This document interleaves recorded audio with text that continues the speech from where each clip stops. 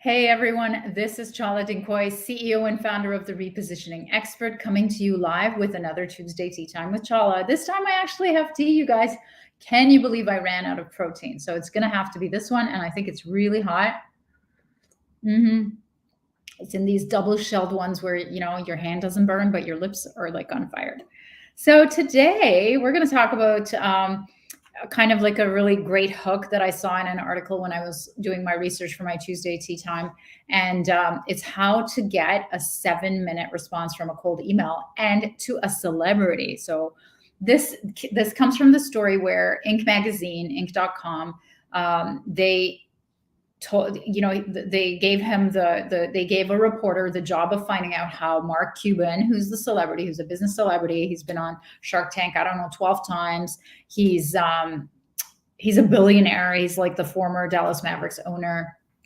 And apparently what he says is he reads every email that's sent to him by entrepreneurs and, prospects or anybody who wants to email him. And what this reporter was tasked with was finding out how does he do it? I mean, he himself, he says, like, he's got so many. I mean, we ourselves on average have like hundreds in our inbox at a time. So how does this really high level, high profile person get it done? So he gave himself the challenge of finding that out. So this is what he did. So in his email, which he was using to find out about how this guy actually manages and will he actually read the email, he sent an email with subject title only. And there's something to that. And the use of subject titles cleverly, it has always been known in email marketing, but specifically in sales and sales prospecting is especially important. So what I want to tell you about is how this Inc. magazine reporter, what he did was he used the subject title only. That's all. He did not send anything else. I mean, except for his, signature, where the guy, Mark Cuban could see he's not a spam. He actually has a phone number. He has a company. He has an email. He has a name. And just in the subject line, he put for Inc. Mag. So he didn't take up too much space because it's just the subject title, right?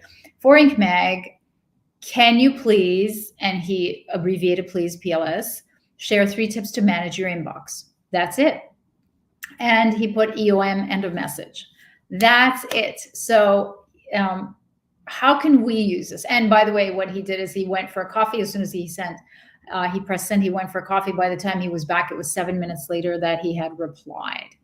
And how does such a, why did it work? So he broke it down about why it worked. And it just reminded me of how I teach my clients to use the subject title and how to use emails, because emails are still used. Emails are still work.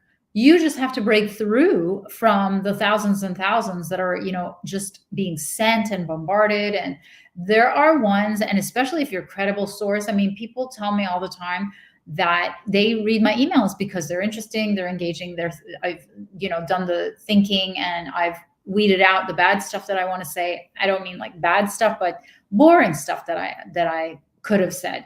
So here are some of the tactics that you can use that this reporter used to reach out to your cold prospects, which I don't like reaching out to cold prospects at all. But if you do, there are ways to warm it up. And the email itself is one of the ways to warm it up. So one is what we've learned from this is use the subject title only if you can. And I'm going to give you some examples. So one of the examples is, of course, what this guy did is, can you please share 3 tips to manage your inbox? The second is crystallize your ask.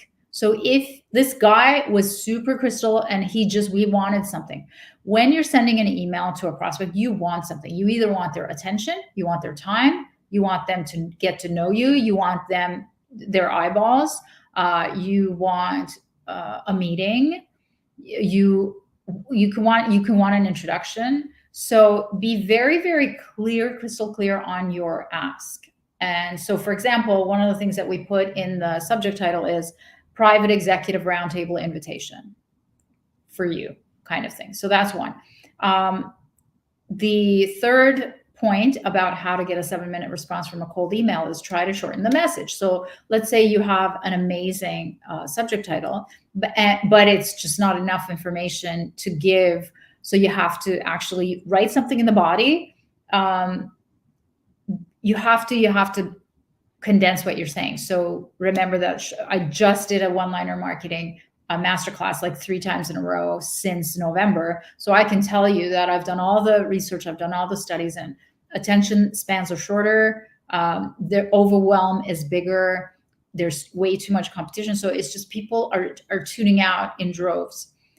So one of the examples that we've used with my client to shorten the message is, for example, the actual subject title was 3 ways to cut your elder care burnout costs in the office.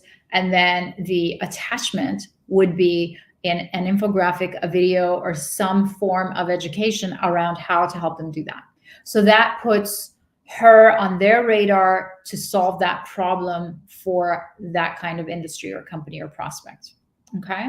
The next thing that I want to teach you around how to get a response from a cold email is to tease. And this we do all the time. I've been doing this for decades. So we leave a voicemail, and then we, in the email, just write on the subject title only, just left you a voicemail about this. And in addition, you can also write a one line and say that, I'm just trying to reach you about blah, blah, blah. So you can really crystallize and condense the ask, write it into the one line, into the actual body, and then the subject title would still be left you a voicemail about this. Because if they've gotten the call and they screened it, or they see that there's a call, but you've also just left them an email about it, and then you follow up again with a call, that's what we call the call, mail, call, CMC sandwich. And that really works. Okay. Lastly, I think be direct. So don't beat around the bush. Go straight to what you're trying to talk about and what you want to achieve. So need help recruiting the trans community. If that's what that's what your specialty is. I have another example. Will you meet your 2024 project deadlines? So if that's the problem you solve. So one of the ways that you know what your messaging needs to be, of course, is that you need to have a strategic marketing plan. And the strategic marketing and communications plan will actually work behind the scenes to figure out who is the lowest hanging fruit target that's going to bring you the highest revenue and the highest margin in the next year. And then what number one problem are they struggling with that you can solve that costs a lot of money for them to solve? And what is it that you specialize in a special way, technology or format that is very different than anybody else, that you can condense into your whole positioning niche statement, which then becomes your marketing statement, which then becomes your marketing plan, which then becomes your whole messaging, marketing, and sales. Okay. So this will only work best. Brevity only works best when you're clear.